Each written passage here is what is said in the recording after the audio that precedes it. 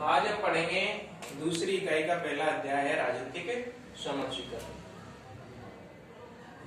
देखिए, राजनीति विज्ञान में जो नई नई अवधारणाएं आई हैं उनके बारे में इस इकाई में हम पढ़ेंगे। राजनीतिक समाजीकरण, राजनीतिक सहभागिता, राजनीतिक संस्कृति, इसके बारे में पढ़ेंगे।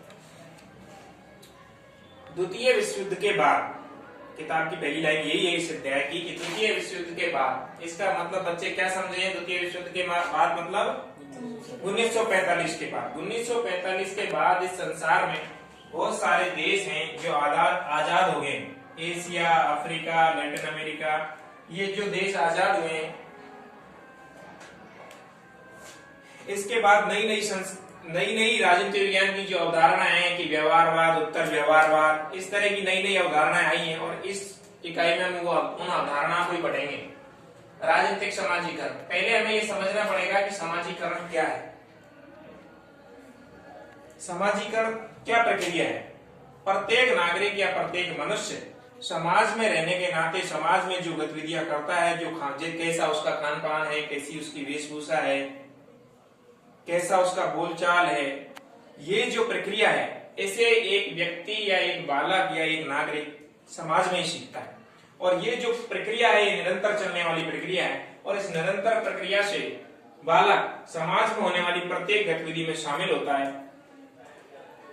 ये जो पूरी प्रक्रिया होगी इसको क्या कहेंगे? समाजीकरण। इस प्रकार की जो प्रक्रिया जिसमें एक बालक समाज में रहना, खाना पीना, कैसे बोलचाल, क्या वेशभूषा उसको पहननी है, कैसी उसकी भाषा है, क्या संस्कृति है, ये एक निरंतर प्रक्रिया के द्वारा इस प्रक्रिया को वो सीखता है।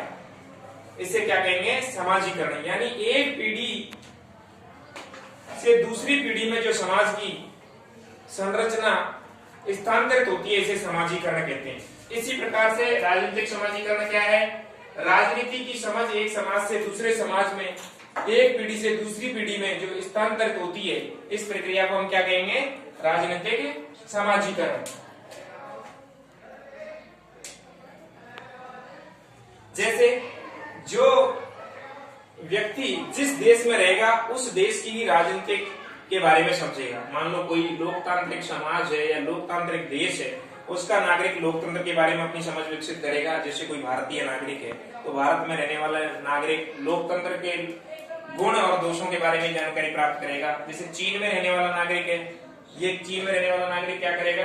चीन की साम्यवादी शासन व्यवस्था को समझेगा। इस प्रकार से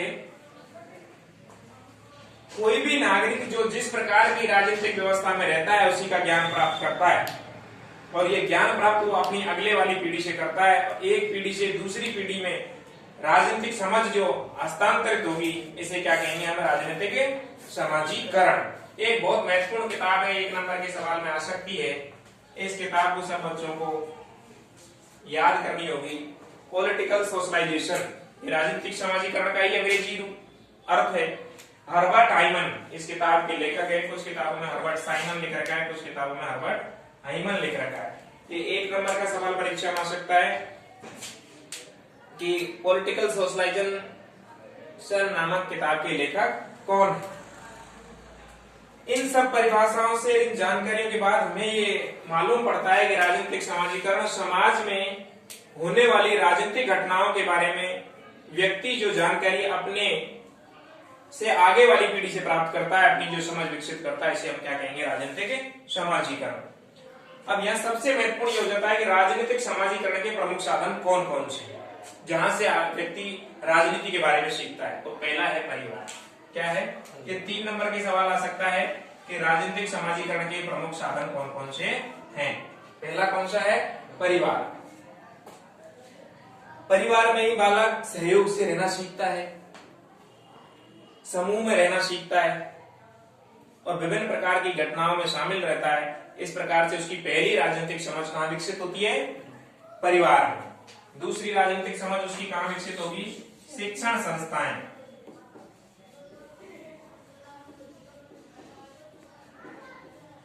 विद्यालय में बालक आता है और आने के बाद में वो समूह में रहता है, मित्र मंडली में रहता है, फिर उसको पता लगता है कि कुछ मित्रों का अलग गुट है। तो इस तरह से राजनीति के बारे में अपनी समझ विकसित कर लेगा।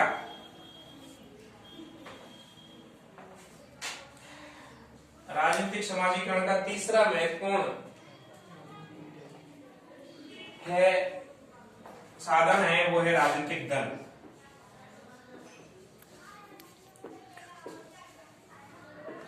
जब नागरिक 18 वर्ष या इससे अधिक उम्र का होगा तो वह अपना मतदान पत्र या पहचान पत्र बनवा लेगा, वोटर कार्ड बनवा लेगा और फिर वो मतदान प्रक्रिया में हिस्सा लेगा। फिर वो देखेगा कि यहाँ बहुत सारी राजनीतिक पार्टियां हैं जो अपना अपना प्रचार करेगी, जैसे कांग्रेस, भाजपा, बसपा या माकपा, जितनी भी राजनीतिक दल है। ऐसे में धीरे धीरे व्यक्ति उन राजनीतिक दलों के बारे में अपनी समझ को विकसित करता है और धीरे धीरे वो इसी एक राजनीतिक दल से जुड़ जाता है। पहले वो अपने राजनीतिक दलों के बारे में अपनी समझ विकसित करेगा कि कौन लेफ्ट की पार्टियां हैं, कौन राइट की पार्टियां हैं, कौन मध्यम मार्ग की पार्टियां हैं, और वो अपने जिस विचारों के उपयुक्त जिस राजनीतिक दल को देखेगा उसी के अनुरूप वो ढल जाएगा। देखिए, राजनीतिक समाजीकरण का सबसे महत्वपूर्ण साधन जो है वो है राष्ट्रीय प्रतीक।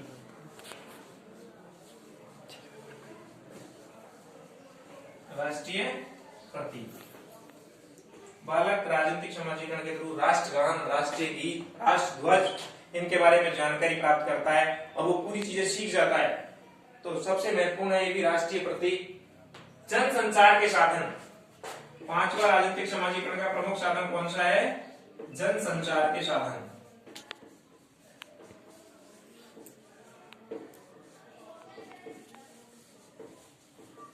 प्रमुख समाचार पत्रों में जो खबरें प्रकाशित होगी, आजकल टेक्नोलॉजी का जमाना है, टीवी पर वो जो देखेगा, यूट्यूब पे वो जो वीडियो देखेगा, उससे अपनी राजनीतिक समझ को मजबूत करेगा। अखबार में डेली आने वाली नई नई खबरें राजनीतिक दलों या राजनेताओं के बारे में, टीवी पर चलने वाली बहस या यूट्यूब पे जो नए नए वीडियो आ रहे हैं उनके माध्यम से वो अपनी राजनीतिक समझ को विकसित करेगा।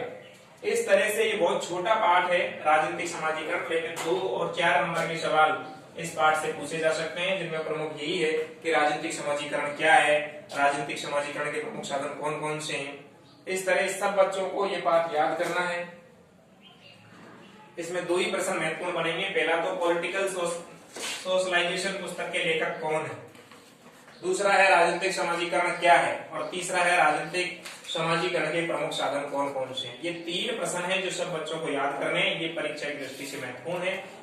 मैं इस 3 प्रश्नों से आप इस पूरे अध्याय को याद कर सकते हैं। पहला, पॉलिटिकल सोशलाइजेशन पुस्तक के लेखक कौन है, दूसरा राजनीतिक समाजीकरण की क्या परिभाषा है या राजनीतिक समाजीकरण से आप क्या समझते हैं, और तीसरा राजनीतिक समाजीकरण के प्रमुख साधन कौन कौन से हैं।